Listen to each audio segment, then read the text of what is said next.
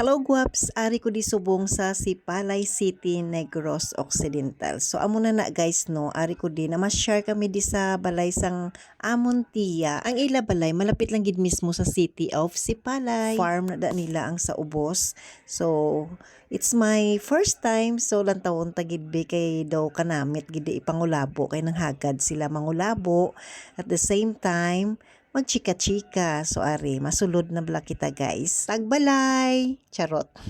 So, ara, guys, buksan na nila para makita nato ng ilang lugar nga katahom. O, di ba, guys? Green ginabala, guys. So, ara na nangulabo na kami da. Tapos, nagchika-chika na.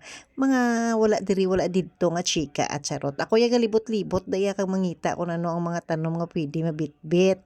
Pero wala gid ko may ginbitbit So amo na guys, tapos na kami wala magid kami nagdugay. Next destination, Nataasan. Diri naman kami nag-overnight sa Nataasan Resort. Baw guys, sa pagkatahuman sini nga resort guys. Lantawan nyo bala guys ang view sa pagkatahom gidya bala guys. Amo na siling basta magkadto ka di sa Sipalay. Baw soliton mo gidya kay do kadamo ka na gid makadtuan nga mga resorts. Amo na guys, na kun magkadto ta di sa Sipalay City. No problem, damo di ilistaran. Next day, nagkadto kami sa may Campo Kino Resort.